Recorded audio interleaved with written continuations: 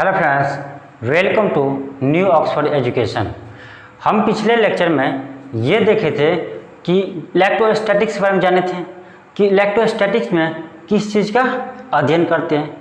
अब हम ये पढ़ेंगे आगे कूलम्ब्स लॉ। तो आज क्लास में हम जानेंगे कूलम्ब्स लॉ कि कूलम्ब्स अपने क्या नियम बताए। अब हम स्टडी करते हैं कूलम्ब्स लॉ की कि कूलम्ब्स लॉ क्या है।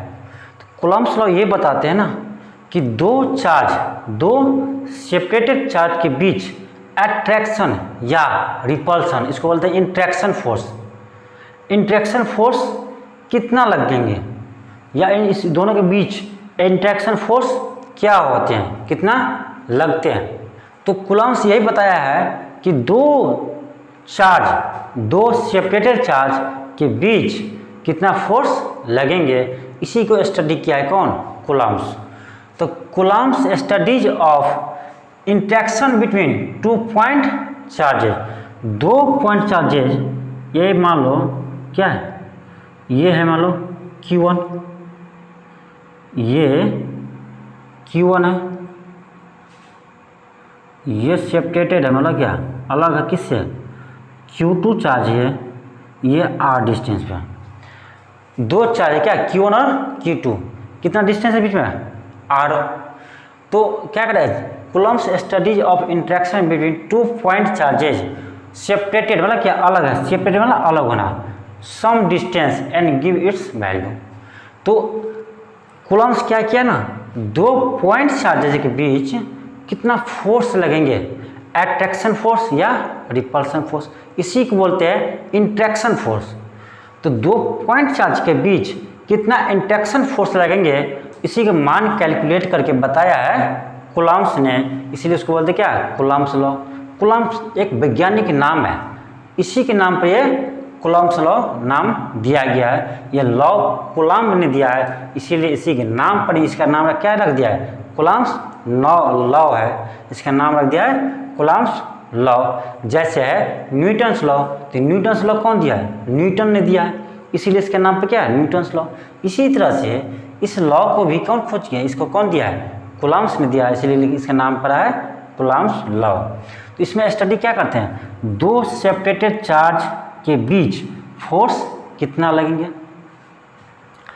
तो यहाँ पर देखो, यहाँ फोर्स मान लो यहाँ क्या है F क्या Q, इसको चार्ज एक है, ये 2 है, मतलब Q1 ये Q2 है। तो ये हुआ F1 2, इसका मतलब क्या हुआ, ये चार्ज लग रहा है, फोर्स लग रहा है चार्ज Q1 पर, किसके द्वारा, चार्ज Q2 द्वारा।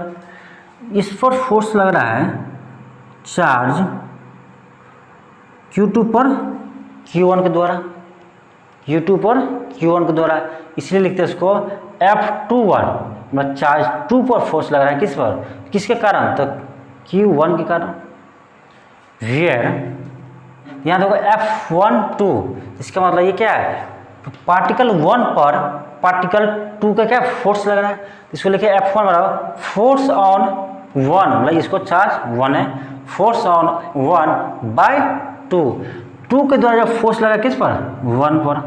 ये F21 है, फोर्स ऑन 2 पार्टिकल बाय 1, तो 1 के द्वारा जब फोर्स लगता है 2 पार्टिकल पर। तो कूलम्ब्स ये बताया है कि ये F12 फोर्स का मॉड ये बराबर होता है क्या, F2 फोर्स के मॉड के बराबर। ये जो होते हैं ना, ये फोर्स और ये फोर्स इक्वल होते हैं, और ये डायरेक्टली प्रोपोर्शनल टू होता है mod of Q1 charge into mod of Q2 charge, मतलब इसको गुना बटे R²। ये इसका क्या होता है, डायरेक्टली प्रोपोर्शनल होता है, ये इसके डायरेक्टली प्रोपोर्शनल होता है। यहाँ गुना लिखो, इससे क्या आया कि F12 का मॉड बराबर है F21 का मॉड। ये क्या है, डायरेक्टली प्रोपोर्शनल टू है क्या, Q1 के मॉड इंटू Q2 को मॉड अपन R²। ये इसके डायरेक्टली प्रोपोर्शनल टू है। ये कह रहा है क्या, कूलम्ब्स के अनुसार ये है। कूलम्ब बता रहे हैं कि इस दोनों के बीच के फोर्स कितना होंगे, एक तो ये फोर्स और ये फोर्स बराबर होंगे, इसके द्वारा जो इस पर लगेंगे और इसके द्वारा जो इस पर लगेंगे, दोनों फोर्स बराबर होंगे, और ये होंगे डायरेक्टली प्रोपोर्शनल टू दोनों चार्ज के गुणनफल बटे दोनों बीच के डिस्टेंस का स्क्वायर। वही यहाँ लिखा गया है।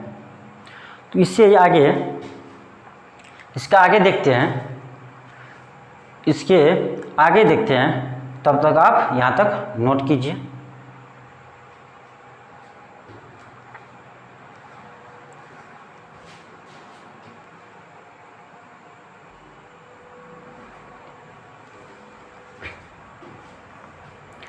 तो 2 पॉइंट चार्ज पार्टिकल क्या है, दो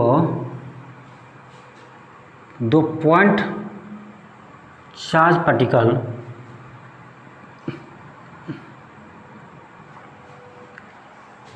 दो पॉइंट चार्ज के बीच क्या है, F12 ये है, F21 ये बीच में जैसे क्या है, R है।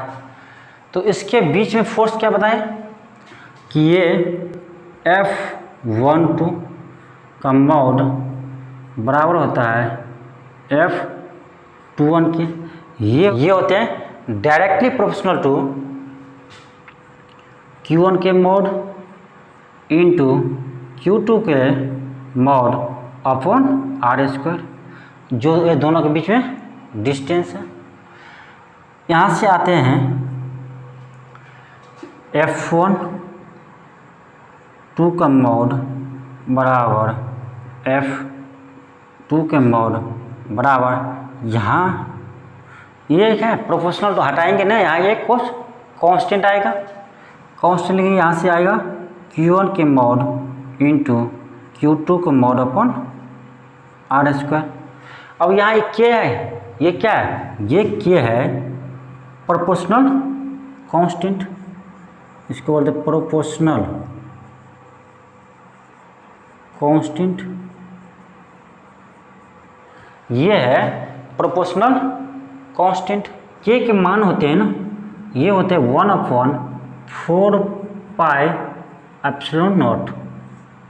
इस के मान होते हैं 1/4πε0, इसको पढ़ते हैं ε0।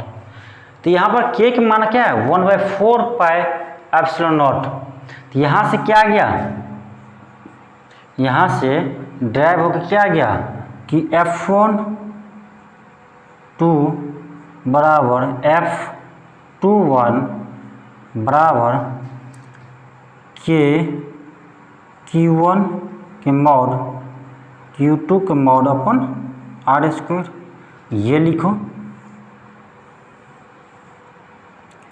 एक तो यहाँ से ये आ गया। अब यहाँ से के मान देंगे तो एक बार और ऐसे लिख दो, ये हो जाएंगे F12 का मॉड बराबर होगा F21 का मॉड, ये होगा Q1 के मॉड Q2 के मॉड अपॉन 4πε0 इंटू R²। यहाँ देखो, ये फाइनली क्या आ गया, ये आ गया फोर्स क्या गया Q1 Q2 upon 4πε0 into R²। यहाँ क्या किया, के मान यहाँ रख दिए। के क्या है प्रोपोर्शनल कांस्टेंट।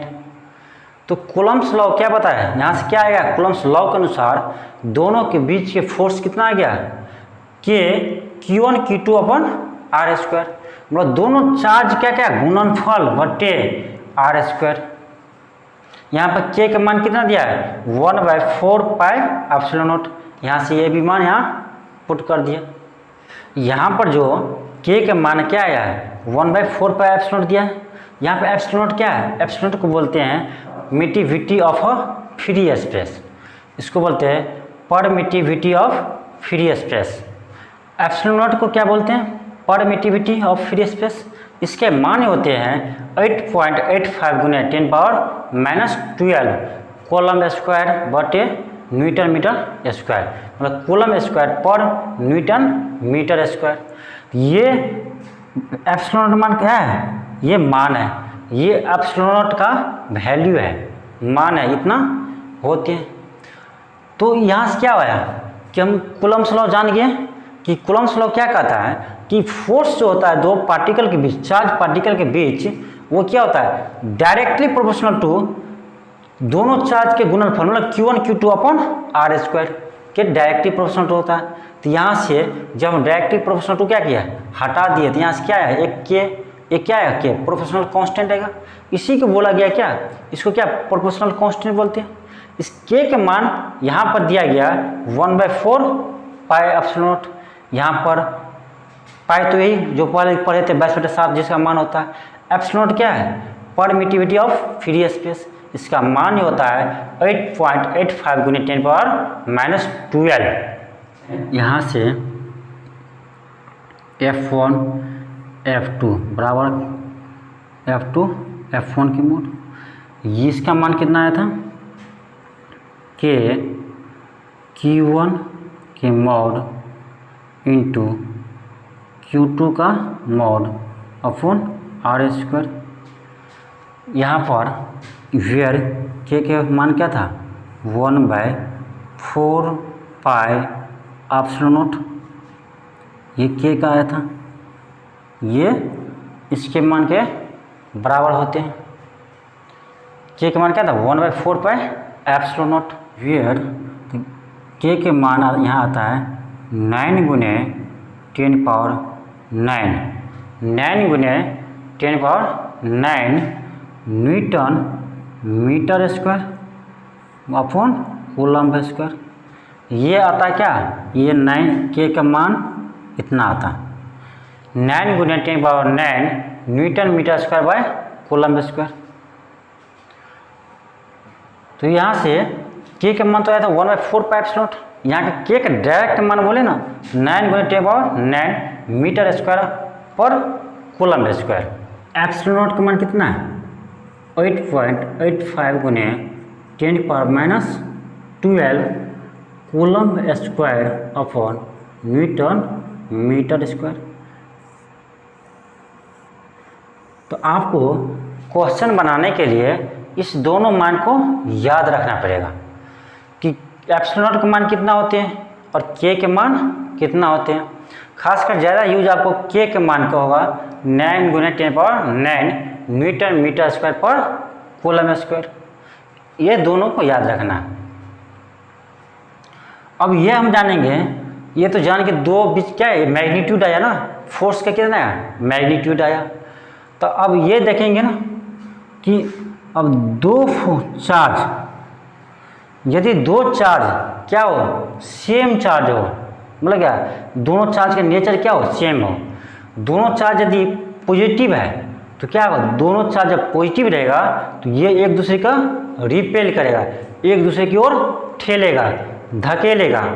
मतलब यदि यहाँ प्लस Q चार्ज है और यहाँ प्लस मतलब 2Q चार्ज है तो यहाँ क्या होगा फोर्स इधर लगेंगे और इसके द्वारा फोर्स इधर लगेंगे और इसके कारण इस पर फोर्स इधर लगेंगे।